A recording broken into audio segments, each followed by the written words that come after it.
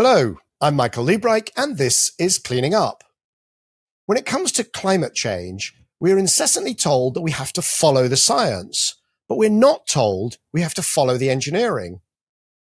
But addressing climate change is fundamentally an engineering challenge. How to rebuild our energy and transport systems, our infrastructure, agriculture, and cities so that they deliver the same benefits, but without burning fossil fuels. It's an engineering question. Yet the voices of engineers are drowned out by politicians, activists, and self-appointed experts.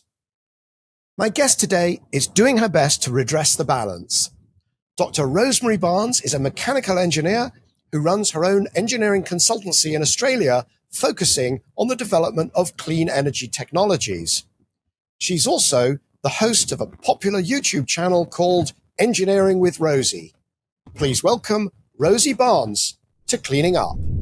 Before we get started, if you're enjoying Cleaning Up, please make sure that you like episodes, subscribe on YouTube or your favorite podcast platform, and leave a review. That really helps other people to find us. Please recommend Cleaning Up to your friends and colleagues, and sign up for our free newsletter at cleaninguppod.substack.com. That's cleaninguppod.substack.com. Cleaning Up is brought to you by the Liebreich Foundation, the Gilardini Foundation, and Ecopragma Capital. Rosie, welcome to Cleaning Up. Thank you so much for having me. And this is a return engagement because, of course, I have been on Engineering with Rosie on your YouTube channel. So it's a great pleasure to be able to return that was the favor. a really good episode, very popular. Yeah, well, we should put a link actually into the show notes. So, Rosie, let's get started as we always do. Could you explain in your own words, what is it that you do? Yeah, so I'm an engineer and I've been working with clean energy technologies for basically my whole career, which is coming up to 20 years now, developing technologies and most importantly, breaking them, building them back better. And so now I have my own consulting company, a small consulting company called Partalute, and we advise on everything related to the clean energy technology development and in particular how all these technologies fit together and how that's changing into the future. So it includes like startups who are developing clean techs and they want help with their technology roadmaps and test plans, breaking their things and building them back better. And then also people who want to invest in those technologies or just need to understand the energy transition technology landscape better. Okay, so you have your own energy consultancy, and repeat the name. Partalute Consulting. It's named after a little tiny Australian bird. Okay, and we'll put a link into the show notes. But you also have Engineering with Rosie, this very popular YouTube channel. And I think it's fair to say that I probably would not have discovered your consultancy, but I absolutely discovered your YouTube channel. Yeah, and that's a bit of a funny story. I kind of like just accidentally started that YouTube channel. It was a bit of a pandemic cliche. I heard that at one point in the pandemic, I heard that podcast microphones had sold out. You know, there's a global shortage in toilet paper in Australia and yeast in Denmark where I was living, and also podcast mics. And I was one of the contributors to that shortfall. I just thought where I was living at the time in Denmark, there's all these wind turbines from, the last 30 years. So you can kind of like really geek out on the evolution of the design of wind turbines. And I'm like, well, obviously the world needs to know about this. And so I drove around during lockdown and, filmed a video about Denmark's wind turbine design evolution, and then just kind of got addicted to it and went from there. Well, it's a fascinating topic. We've had Henrik Stiesdal on Cleaning Up. And he is, of course, intimately associated with pretty much every stage of the evolution of those turbines. I don't know if you've spoken to him on Engineering with Rosie. No, I haven't. I've spoken with him off record, and I did tour one of his companies doing thermal energy storage. So I've had a little bit to do with him. But yeah, definitely he's the father or the grandfather, depending on your perspective of the world's wind energy. Really, people say Danish wind energy, but yeah, I mean, Danish wind energy has become the world's wind energy now. That's right, because even Siemens Gamesa originally, that was also a Danish company, Bonus, that became Siemens, and of course there's Vestas, and so yes, in the Western world at least, wind energy is probably, you could say, almost 2/3 or something like that Danish in origin. So engineering with Rosie was your lockdown project. Cleaning up was my lockdown project, but yours has been, at least in traffic terms, more successful. You've got some quite big audiences, haven't you? Yeah, well, I mean, it's relative. I'm always comparing myself to, the most popular YouTubers and feel like desperate to reach 100,000 subscribers and, not quite getting there. So I wonder if you ever feel like, yeah, this is a good big channel. But I mean, I've certainly been surprised at how many people are interested to watch videos that are, quite technical. And it's definitely engineering. It's not just, oh, wow, new shiny technology. Yay. It's, like we really dig into the real engineering, the real problems that need to be solved, and the realities of that. So yeah, it's really cool to see so many people interested in that level of depth. Well, so you've got your site set on 100,000 subscribers and presumably millions of views. I've got my site set on engineering with Rosie because we've got we will be celebrating when we get to 5,000 subscribers.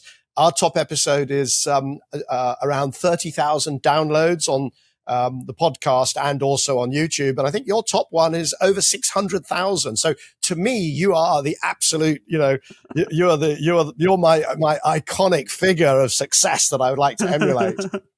Well, I'd like to help you. So, yeah, definitely a rising tide raises all ships as far as YouTube's concerned. Look, maybe this will be my breakout episode. Who knows? Who knows? But your top episode has had over 600,000 views, and it was absolutely delightful because it's actually called vertical axis wind turbines versus horizontal axis wind turbines. So as you say, that's real engineering, correct? Yeah, and it took me by surprise that was the first one that took off. And I was aware that people were kind of interested in vertical axis wind turbines, and I was aware that there wasn't really a lot of information about how they work or, the pros and cons of them. So, that's why I made the video, but I was not prepared for how much that would come to for a period. That was all that defined me. And I was, the vertical axis wind turbine person. And every week I'd get dozens of emails from inventors who had a new type of wind turbine and wanted, my help to promote it or invest in it or something like that. Yeah.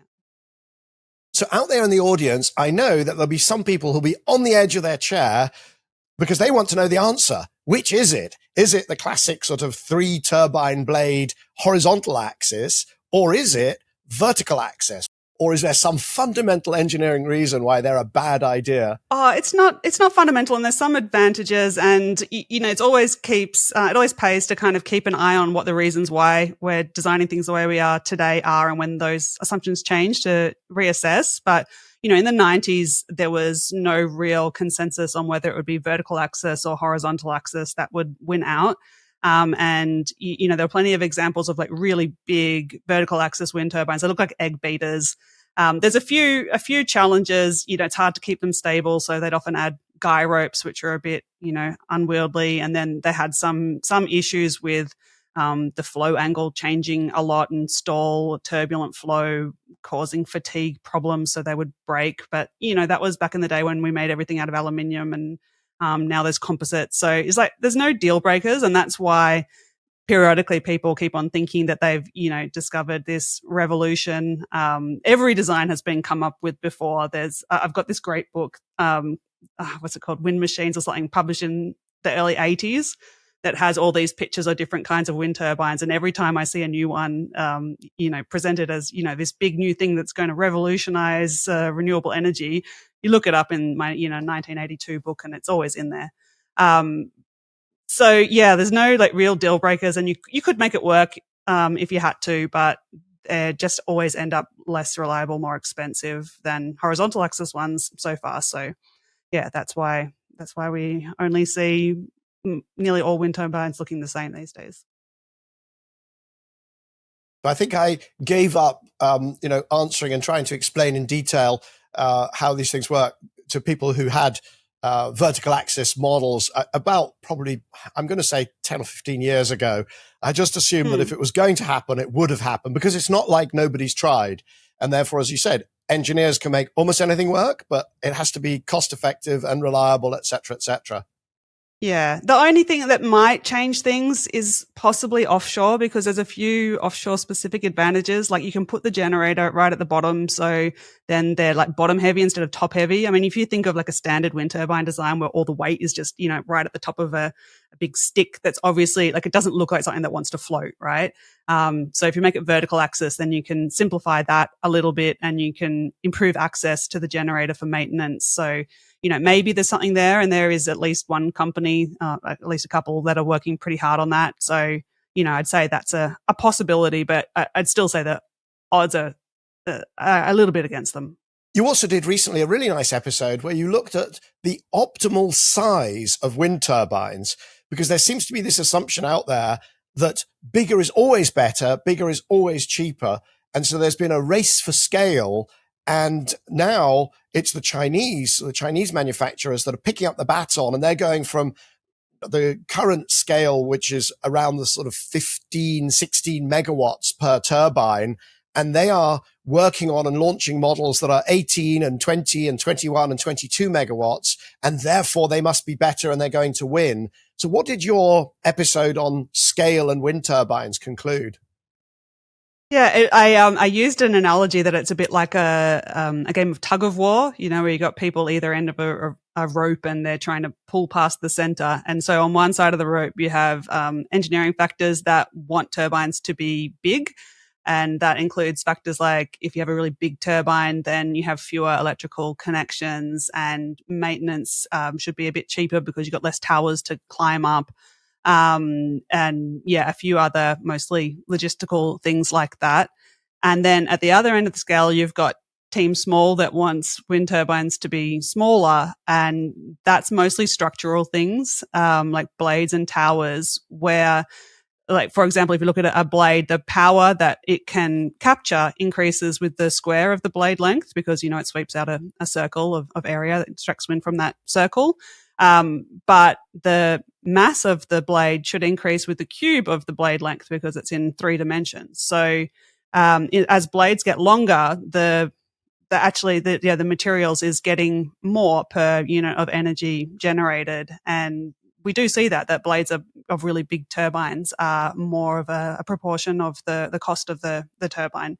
So, people often ask me what's the optimal size for a wind turbine. And I mean, it changes all the time depending on what your constraints are. And so the simple answer is that what is selling today, that is the optimal for today's constraints. And then as those constraints change, then the optimal size changes. But, there's a few things that people might not think of, like that tower diameters for onshore wind are constrained by the width of the roads that have to carry those towers to site, because they're made all in one cross section. Big tubes are sent out. So you can't make towers that much taller with, it'll end up really, really tall and skinny, which isn't as stable as a fatter tower. So things like that keep the design the way it is. And the transport issues is one of the big reasons why we've seen a difference now between how big the turbines are that we're installing onshore compared to offshore. So offshore, where they don't have to drive anything over roads to get there, they're getting huge. Like you said, 15, maybe 20 megawatts, whereas onshore, it's still mostly around 5 megawatts is more the norm. So I'm smiling because I know that the comments are now going to fill up with hydrogen fans saying the obvious, what you're missing, and you're doing it on purpose, is that we're clearly going to use blimps. We're going to use airships to deliver these turbine towers. And that's going to change the game completely. And it's also, by the way, going to ensure that we have cheap hydrogen and the planet's going to be saved. And it's only because of people like you and me down talking hydrogen, and they'll go off on this whole spiral. Well, I thought that hydrogen proponents weren't so keen on blimps, tried to pretend that they don't exist. But that said, blimps have definitely been proposed for installing wind turbines, and I just covered on the podcast that I co-host, the Uptime Wind Energy podcast, for those who are interested. We did just cover recently a design for an aeroplane that's being designed to the world's largest aeroplane that will deliver wind turbine components on site, larger than can get there on the road. Which I do not believe that is a winning idea, but yeah, people are thinking about it. No, and I don't mean to mock blimps. I mean, or airships, because there are, situations where, who knows, they may end up being the best way to do things. But I did want to introduce, obviously, the word hydrogen into the conversation, because you've also done some episodes on hydrogen, and it must be kind of, it must be interesting to watch how popular or unpopular each individual episode is. So how does your hydrogen work compare in popularity to your wind episodes?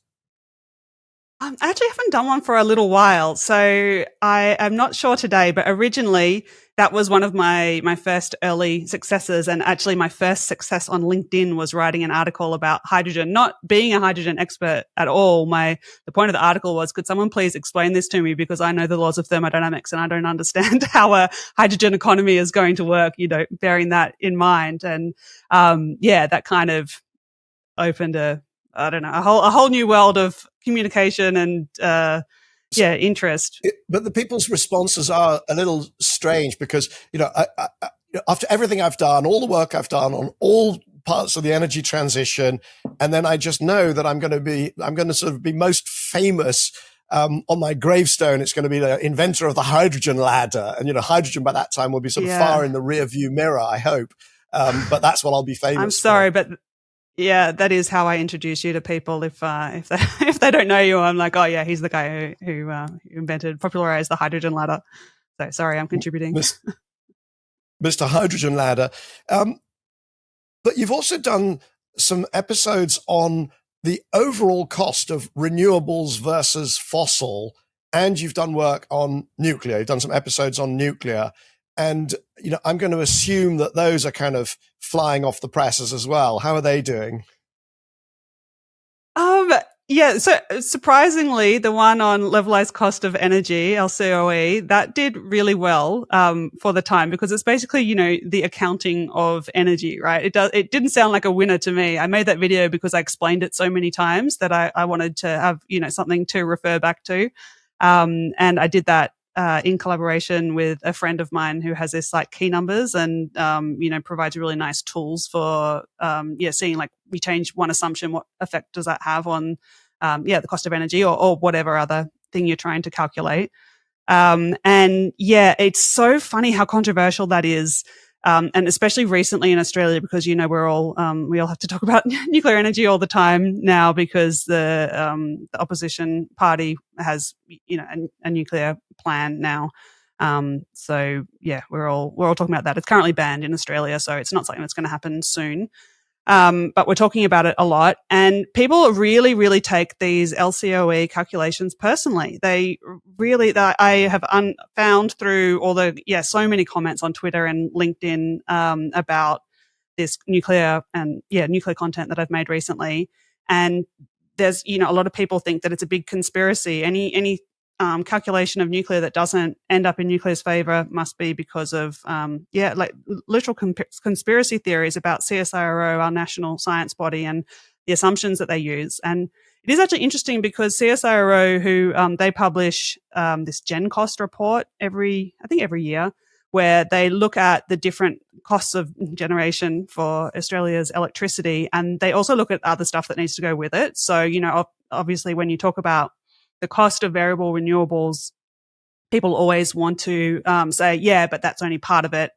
The sun sets and the wind doesn't always blow. And so you need, so many batteries and transmission. And the CSIRO report includes all of those firming costs for variable renewables, and still finds that, renewable power is much cheaper than nuclear power for Australia.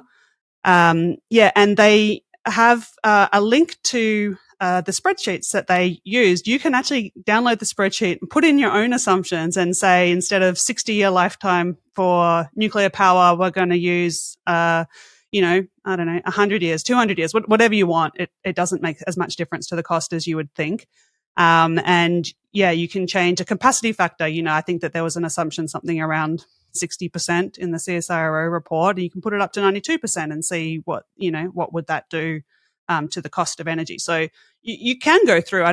It's strange to me that there's conspiracy theories exist when you can just get the spreadsheet and do the numbers yourself. And that's what I love about engineering is you don't really need to like believe or have faith or be so kind of like religious about it. The engineering either works or it doesn't. And yeah, there's like a lot of debate early on in a technology's life cycle when we're still talking about should we do it and could we do it. But eventually bad engineering doesn't work, and that's the reality. But that nuclear discussion is very, very heated, as you say, because the Liberal Party, the opposition party, has said that this is their great contribution is going to be to restart or to start building nuclear power in Australia. I just watched a video, the Centre for Independent Studies. There was a debate, and it's on YouTube.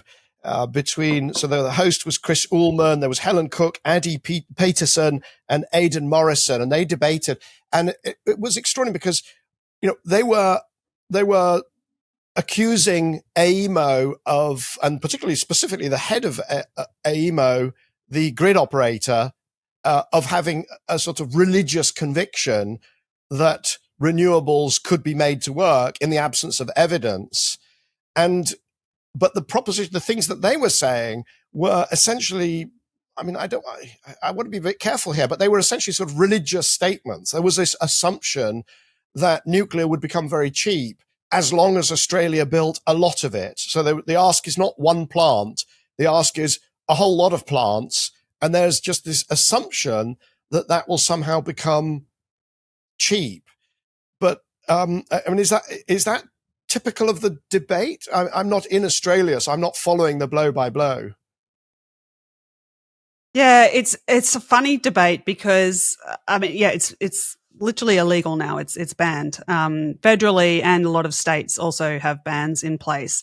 So it's like we can't have an open debate, and nuclear isn't allowed to play a fair playing field at the moment. And I agree with that. And I wish that nuclear power was not banned because there's no real need to ban it. And it's just kind of like a historical artifact.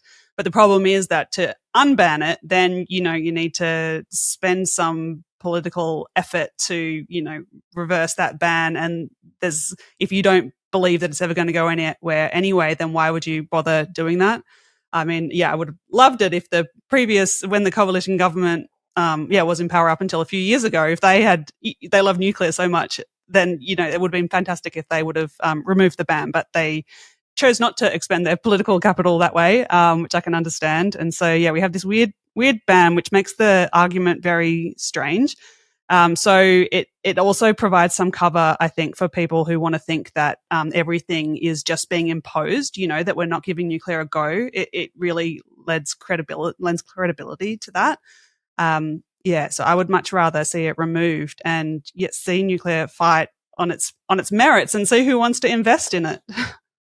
So I agree with that. And in fact, I'm on the record years ago saying, get rid of the ban, because the reason for it and the reason to expend political capital doing that is actually to defuse this tribal, this kind of culture wars argument, is to say, look, get rid of the ban. But I think that the counter argument is not why spend political capital because it's not going to happen anyway. To me, the counter argument, the concern I would have is that the nuclear industry is unbelievably good at promising, wonderful, low cost, clean electricity, but then not delivering it.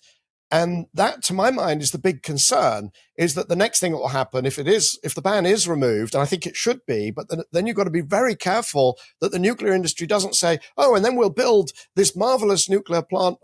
Hinkley C was originally proposed to cost £8 billion. The real number will be £45 billion. So then how do you stop what one of our other guests, Bent Flivbier, came on, I think it was episode 128, and he talked about strategic deception. The same way they get Olympic Games. You say they're going to be cheap, they're going to cost nothing, they're going to pay for themselves, and as soon as you win the bid, that's when you start slavering on the extra costs and it ends up being unaffordable. Yeah, I think that, to be honest, I think both sides of the nuclear argument are guilty of picking out the examples that, suit their narrative. So wouldn't want to criticize you. You've picked out a particularly egregious example, and then a pro-nuclear person would pick out, the last plant that took 5 years in China and use that as an example, or they like to use the UAE as well, which is a country whose government is not very similar to Australia's, I would suggest. But what I really love about Bent Fluber's work is that he's got the data, data, not drama. That's a motto that I like to live by. And, the last time I looked, he had 191, I think, nuclear projects that he had looked at and measured the cost overrun and the time overrun compared to what was initially promised. And I wish I had the numbers right here. I should have pulled them up, but I'm pretty sure average was about double the cost and 65% time overrun. Or maybe it was the other way around, 65% cost overrun and it's about, double the time overrun. I think it is about double the cost. And we've got, I did an episode with Professor Flubier, so we'll link to that as well, and people can follow that. But they are these projects, and because if you don't like the example of Hinkley, I've got others, and even the example of the averages certainly are in favor of the cost and time blowouts are the norm, not the exception. And I mean, I was a project manager for quite a while in my career, and the first thing that you learn when you study project management is to make a realistic plan, not to just fall victim to your own optimism. Of course, you need to be optimistic when you take on a big project, but you need to find examples of, the most similar projects that you can find, and then look at averages. Don't cherry pick examples that you wish that you could achieve. Look at the averages, and then you'll, create a plan that you might succeed at. You have a possibility to succeed at. And nuclear advocates in Australia, they do the opposite. They always want to say, okay, yeah, these are the global averages, but Australia, with no history of nuclear, not even a legal framework for it, zero experts in, large scale nuclear power generation in the country, we're going to, beat that. We're going to do better than the average. We're going to do as well or better than the very best projects that have been around in the world. And the reality is that the good outcomes with nuclear, they come from countries that are committed to a long-term nuclear strategy with dozens and dozens of reactors of, the same kind, that they can learn how to do it and have the same workforce that are, becoming expert and doing better and better each time. You don't get it from building, I think we've got 6 or 7 reactors in the plan for the opposition's plan for nuclear in Australia. And, if you build them one after the other, then, we might be finished in 100 years' time. If you build them all at once, then you're not learning from the first project by the time you start the last one, because they're all running in parallel. So, it's really hard to see, if you look at it just from a project management point of view, it's really hard to see how that we would expect to achieve these, world-beating results in Australia.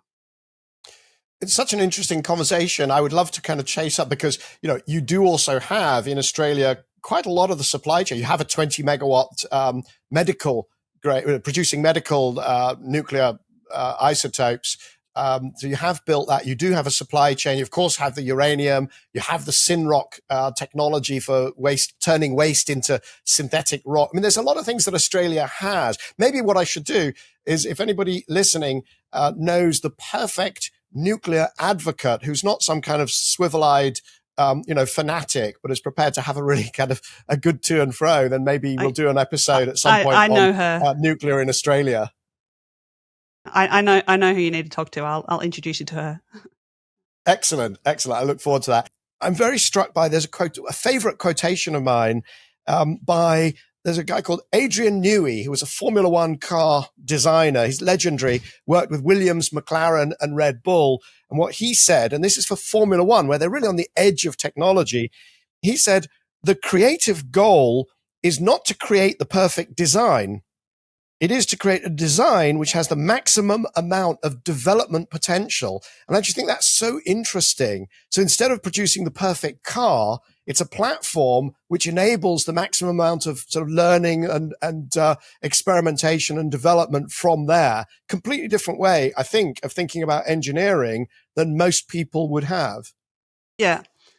Yeah, I think that's right. And I find it a real shame that so many people think that engineering is such a boring activity. And that's one of the reasons actually I like Formula One, is because it's just like unequivocally exciting. And engineers are part of the team in that sport. You know, I used to be an athlete, and so and now I'm an engineer, and I really appreciate that aspect of Formula One.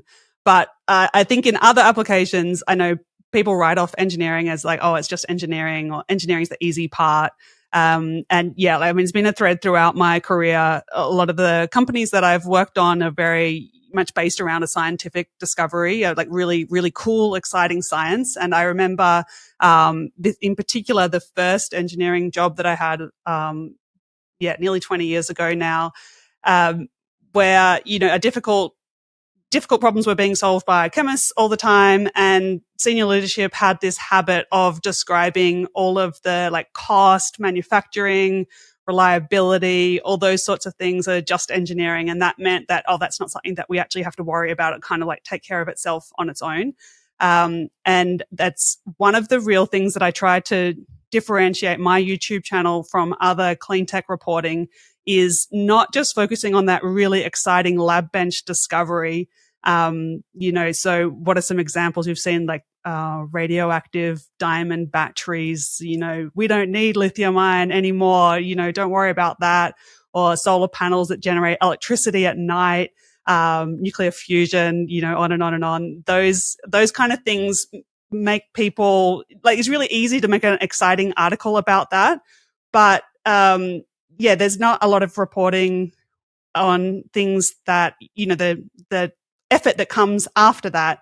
And yeah, so my whole career has been on developing energy technologies all the way through to commercialization. So that last boring bit after the lab scale discovery. But it takes decades, usually decades, sometimes many decades of development. And there's so many seemingly promising technologies that die in the process of not being able to find a scalable solution, not being able to find a cost-effective solution at scale. So yeah, I think that that's really important for people to understand, that that's the kind of effort that is required. And yeah, I also find it a little bit counterproductive to the cause to get people like too excited about the next big thing, because I think it takes attention off implementation of the current thing, which I really think we're failing at that as well. You know, like solar power is, you know, mature, wind energy is mature, but wind especially, it's not being rolled out at the scale that we need it to. We're spending so much more effort on, you know, that the next part of the energy transition, like, yeah, oh, okay, well, what are we going to do for the last 1 or 5% of electricity generation when it's, you know, it's dark, it's cloudy for a week and there's no wind for a fortnight? You know, we spend so much effort thinking about, should we do that with hydrogen, or should we do it with, you know, I don't know, whatever brand new gravity energy storage, or, you know, whatever technology. But we've failed to realize that, you know, first we need to build the wind turbines that are going to charge up all of those things. And yeah, and a lot of the advances, I mean, even if you look at solar power, which is, you know, just such a success story, I think that there's a disconnect between what people think was the role of science versus engineering. You know, it's not the science that has made them, you know, crush their way down that learning curve to, you know, far cheaper prices now. It's predominantly, you know, manufacturing stuff, little tiny engineering changes that have just made it a little bit easier to manufacture and use a little bit less material here. Science is obviously a big part of it. I don't want to downplay the contribution, but yeah, if we had more awareness of engineering and, you know, some of the principles involved as well, like how technologies scale and how costs reduce, it would help governments and, you know, investors to figure out, well, like, where should they be strategically putting their money, that can give a big bang for their buck. So yeah, that's my goal, is to help people to understand these concepts better. Now we're really getting into the heart of why I was so excited about this episode, because, you know, we don't hear enough about climate change as an engineering challenge. You know, we hear about follow the science, we hear about the kind of culture wars aspects, the politics of it, but actually it's fundamentally an engineering challenge. We will do we will produce our energy, we will run our transportation, industry, raw materials and so on. They'll be processed without generating emissions. That's an engineering challenge. And yet engineers seem to be absolutely way down at the bottom of the totem pole when it comes to decision making, when it comes to sort of public awareness of how to deal with climate change. I mean, what's going on here? Well, I think that part of it is that I think some of the stereotypes about engineers are true, that they aren't necessarily the most outgoing and social people. So I do find engineers often reluctant to talk about what they do. Engineers are notorious for not being, succinct. You want to make sure that you talk about you don't say the main point. You need to say every exception to the main point so that you're, 100% accurate. I'm guilty of this myself. And I think then the other thing is that it took us decades too long to start listening to scientists about climate change, right? We finally got that into our, collective public minds that we need to listen to scientists about climate science. I think we've just taken that a step too far. And now we also want to listen to scientists about, technologies and how they're going to roll out. And then, of course, politicians always want to talk, so they're going to talk about engineering regardless of expertise. But is it a societal? Is it just that engineers are just not taken seriously in at least Western societies? Is it really fundamental, or is it something specific about climate solutions and the technologies that you and I work on?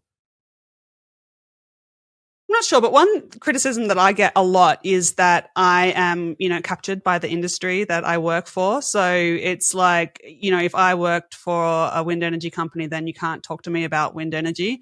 And you can, apply that to any other type of renewable energy. So, which is kind of funny because engineering is a field where unless you're working in industry, then you're not really working with that technology. I mean, there is engineering in academia, but they're not doing the kind of engineering that I do. They're not developing products and selling them commercially, at least not as their, primary purpose.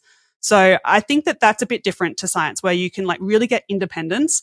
You can't so obviously get that. And I do face a challenge on my channel where, I want to get into real projects, which means I want to get access to, what a company is doing and have them show me. They're only going to do that if they then get to look at the video and see afterwards if I, said anything, accidentally gave away a trade secret or, that sort of thing. So that's a conflict by traditional journalist standards, but I deal with it because I want to see them. Yeah, and I think, but that's a real issue. So, and I've seen that, obviously, we hang out with a lot of people working on wind and solar and batteries, and so we get lots of good data there. And I think both you and I believe that there's an enormous sort of runway of progress still ahead of us on those technologies. But I am very aware of the problem you've raised when I talk to gas engineers and we talk about hydrogen. The experts on moving gas around all work for gas companies. They are literally out of a job if hydrogen doesn't work as a solution. And so I've not yet found an independent analyst, an independent engineer who can tell me how much, if you repurpose a gas pipeline, how much energy can it carry? Because you have to drop the pressure if you use hydrogen. And then, of course, hydrogen is very diffuse anyway to start with. And so I think there's a real problem there, but I can't find an expert to talk about it because they all work for gas companies. So that issue of capture is a very real one. But there are so many engineers who can do kind of good systems thinking, but their voices are not being heard. So if there are engineers who don't just fall into one particular technology, why aren't they being heard?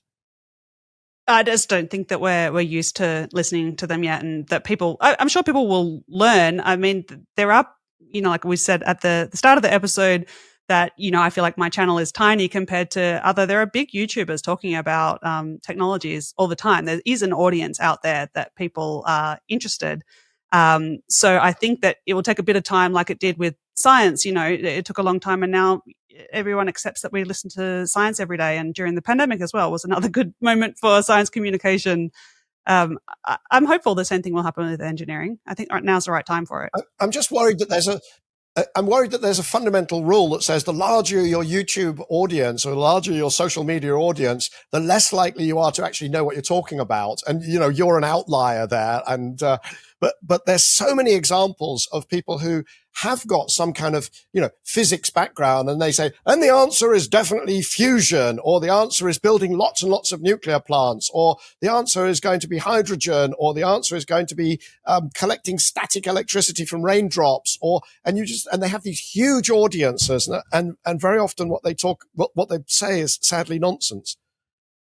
Yeah, of course. And I mean, it's something that I face myself. Early in my channel, I talked about things that I knew very, very well. A lot of my early video topics were literally just clipped out of my PhD thesis. And I, rewrote it in a way that would be more popular, but still, it had rigorous research behind it. But if you want a successful YouTube channel or any kind of media, it's about volume. You have to communicate often. And so it does become really, really hard to move outside of your area of expertise and still keep on churning out the volume. And then for my channel, it's really important to me that I remain an actual engineer. I spend a lot more time engineering than I do talking about engineering. And I want to keep it that way because I think that if you stop practicing and just, talk about it, then your ideas get outdated. And especially with the energy transition, it's, we can see without naming names, there's some very popular thinkers who I feel like they came up with their energy transition ideas in the 1990s and thought, hey, we need, wind and solar are not good enough.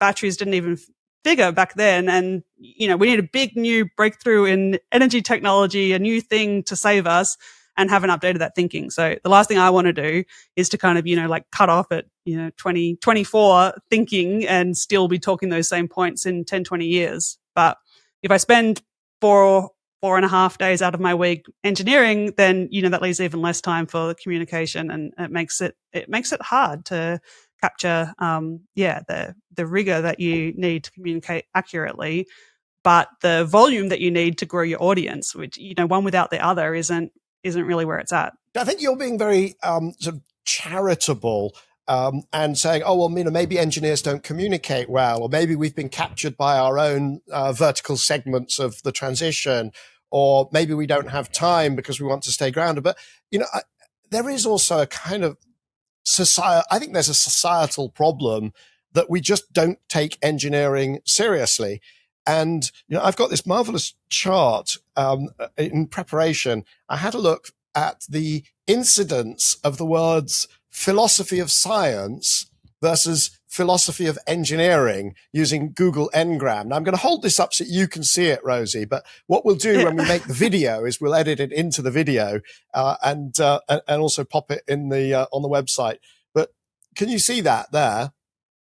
Yeah. The blue line. So this is philosophy of science. What you see is around 1940, and just post-war, you get people like Karl Popper, and suddenly philosophy of science becomes this enormously popular thing that society agrees is a thing. We need to take it seriously.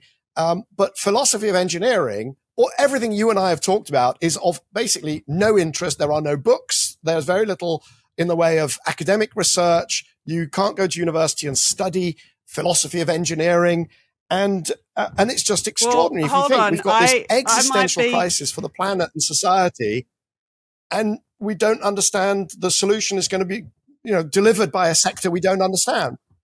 I'm probably one of very few people in the world who has actually studied both in philosophy of science and philosophy of engineering, because I did a philosophy degree, arts degree with a major in philosophy, as well as my engineering degree, my bachelor's degrees.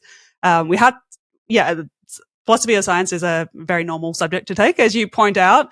And they did make us do philosophy or ethics of engineering, which was terrible. It was probably the literal worst course that I took in my university time, because the engineering lecturer was very disdainful about philosophy, and mostly based upon the fact that she didn't understand it at all. But I'm happy to write that book. So anyone listening that wants to give me a nice hefty advance to write philosophy of engineering, I'm sure it will be a bestseller based on the chart that you've just shown me. So fascinating discussion to my mind, because until we really take engineering seriously, until we actually give it its role in the net zero transition, I can't see how we can do this effectively. I can't see how, as long as the narrative is just dominated by politicians and by these culture war sort of lead, voices, I really don't see how we can succeed, if I'm completely honest.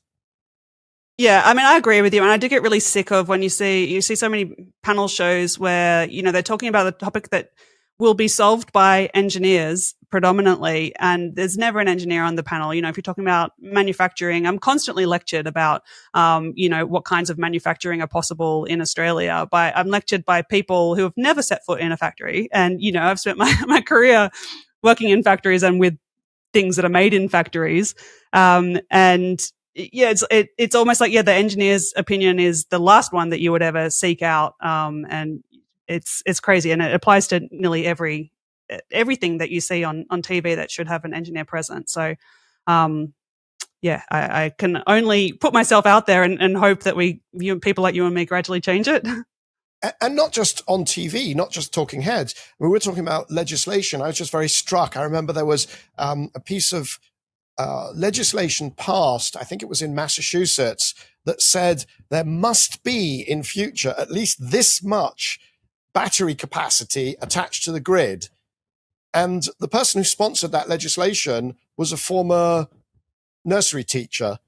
And you thought, look, I'm sure she was a good person, and it may even have been the right outcome.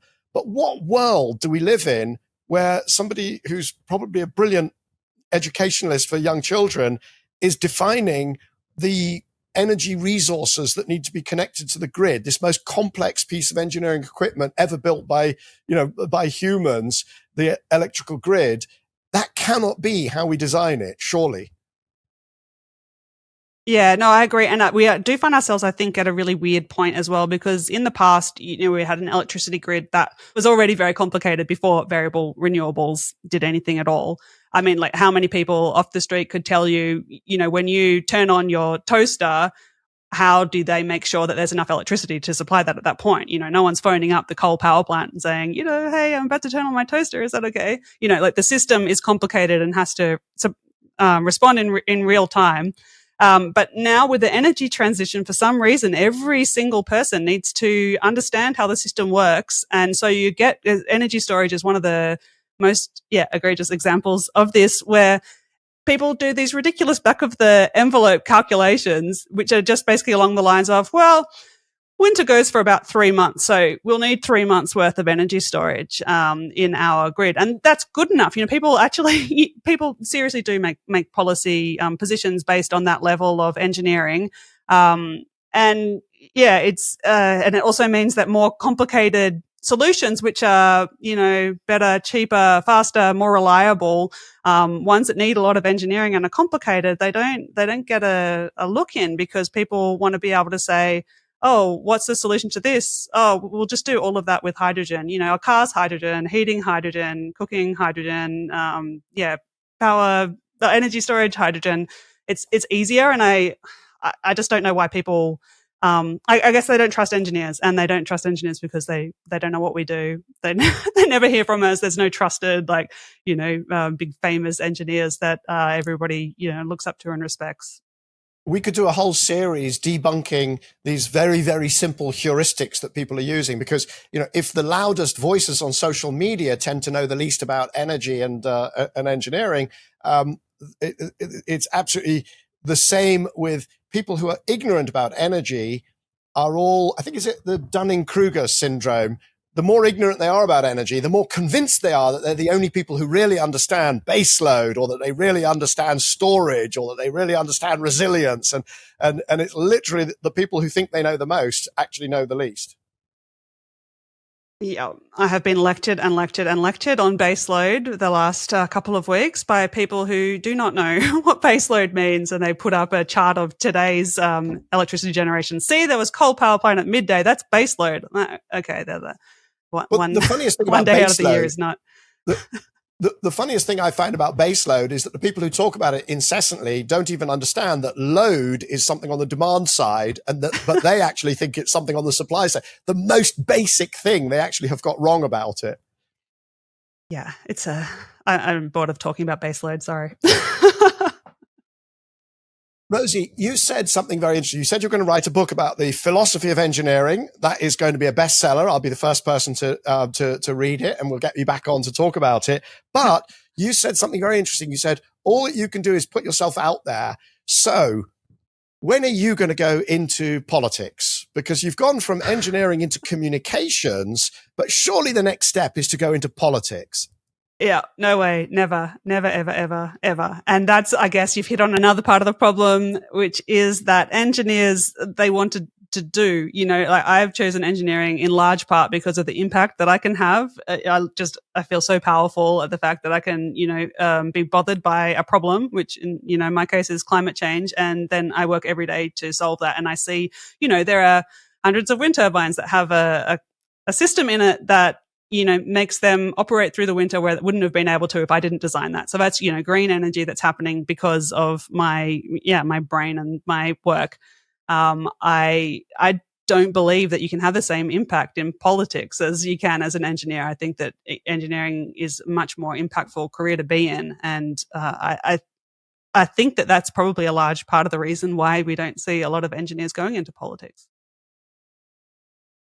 But if the core problem is that society is not taking engineers seriously, then surely one of the solutions is for engineers to go into society and fix it. Yeah, I mean, I think we are fixing things, but we're fixing more physical things rather than people things. That's probably a job for, I don't know, whoever's got the double degree in psychology and engineering. That's the niche for them. But I also think that one of the reasons that I love social media, I can't believe I actually just said that because I hate social media, of course, like everybody. But one of the great things about like YouTube and podcasts is that you don't need to be invited. No one, I don't know, TV company executive did market research and said, yeah, people really want to know about engineering and you're the right person to give it to them. That was on me to decide that I wanted to do it and I thought people would watch and that I was the right person to talk about it. So I think that that's a way that engineers can get out there. And you do see gradually there's a little bit of a engineering ecosystem, where we're both in it, and there's, a scene on LinkedIn and scene on Twitter and tiny little scene on YouTube. So it's starting, isn't it? So I flirted quite heavily with the idea of going into politics in 2015. I nearly stood for mayor of London, but decided for all sorts of reasons, financial, family, other opportunities, not to do it. But it is something that, that I certainly, it's not impossible I might do at some point. I do think that people like us at some point are going to have to just do this because it's not going to change otherwise. I can imagine it more for you than for me. I don't have the tact. Rosie, nobody has ever called me tactful before. This is a memorable, historic moment. Just to finish, I'm on the advisory board of two organizations around women in energy, women in the environment. So there's the Hawthorne Club, which is very senior women who network around energy and the net zero transition in the energy sector, and then Women in Sustainability, Environment and Renewables, which is based in Abu Dhabi. And so that's a topic also of great interest. You're a very high profile woman engineer. What would be your message? Let's phrase it as this.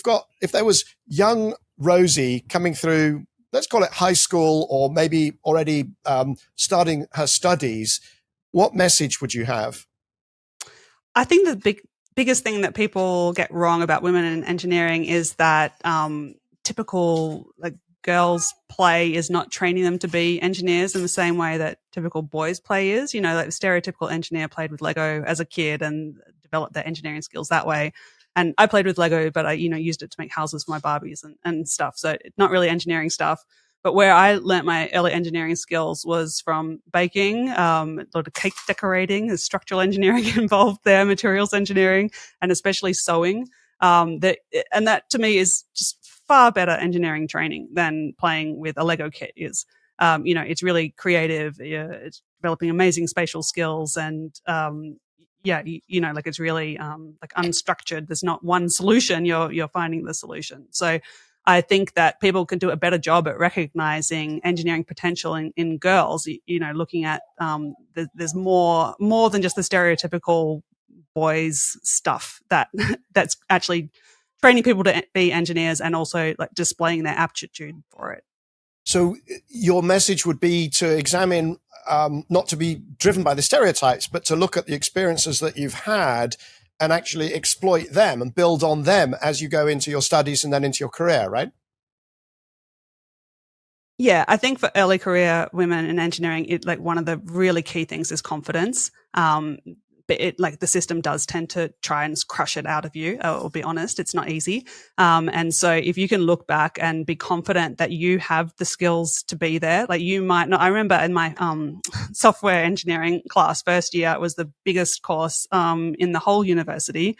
Like hundreds of people in this lecture theatre, and the lecturer said, "Put up your hand. Who's done coding before?" And it's just everybody. And then she said, "Oh, invert that. Who hasn't done coding before?" And it was like me and one other person.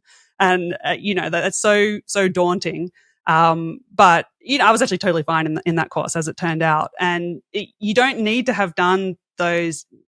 So what I'm trying to say is, you can look back at your own life experience and have the confidence that the other activities that you did are going to give you the skills that you need. You don't need to be just like everybody else. And in fact, you will benefit from not being like everybody else. That gives you a unique angle of new solutions that you will come up with to existing problems. Just have that confidence. And I hope that things are getting easier as careers are becoming more diverse. There are more people taking years off. There are different skills, different, software is now such a huge piece. When I did engineering, software was tiny. I mean, we did no coding when I was at Cambridge. Okay, we're going back 40 years. But now there are just so many different ways of being an engineer that hopefully that should make it easier for women or anybody with diversity to navigate and find a route through versus these very kind of formulaic careers that there used to be. Yeah, I hope so, and I think so. And one big point that I always tell every woman early in her career, it gets easier in your career because when you're first graduating, that's the worst time because you're just nearly identical to every other candidate, right? So that's when these little biases are really going to have an impact. But once you have done a few projects, nobody else did those same few projects that you did. So, you will differentiate yourself. And so, yeah, every job you do is a step away from, needing to be somewhere where you're discriminated against. So, I think that's really key. That the hardest part most women's career, engineering career, is right after graduation. And from then on, it's just easier and easier as you become more and more expert. So that's a very profound thought. So you've got to get past that bottleneck point straight after studies pretty much, and then it gets easier. And of course, once you're Rosie the engineer, there's no looking back. It's really nice as well to be able to choose who you work with. So, having my own consulting company, people don't come to me, like I'm the, pretty much exclusively the public face of the company. So people don't approach us if they're a raging sexist. And if I hate working with them, I don't have to work with them again. So, there's something in that as well. Fantastic. Rosie, thank you so much for spending time with us today. It's been a fantastic tour from those early episodes that you did on wind energy through the philosophy of engineering, and then some really profound thoughts and hopefully useful thoughts for anybody who's trying to follow in your footsteps, whether they be women or anybody else. So thanks so much. Thank you. Yeah, thanks so much for having me. It's been really fun. So that was Rosie Barnes, Dr. Rosemary Barnes, engineering consultant and host of the popular YouTube channel Engineering with Rosie. As always, we'll put links in the show notes to resources that we discussed during the episode.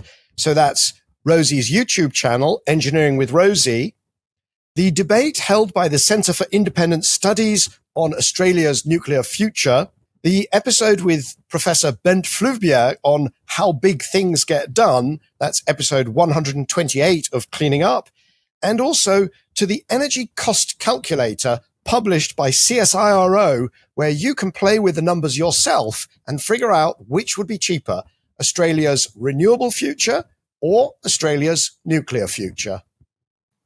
Please make sure that you subscribe to Cleaning Up on YouTube or your favorite podcast platform. And if you've enjoyed this episode, make sure you give it a like or a thumbs up and leave a comment. That really helps other people find it. Follow us on Twitter, LinkedIn, or Instagram, and also subscribe to our free newsletter on cleaninguppod.substack.com. That's cleaninguppod.substack.com. Cleaning Up is brought to you by the Liebreich Foundation, the Gilardini Foundation, and Ecopragma Capital. Please join us next week for another episode of Cleaning Up.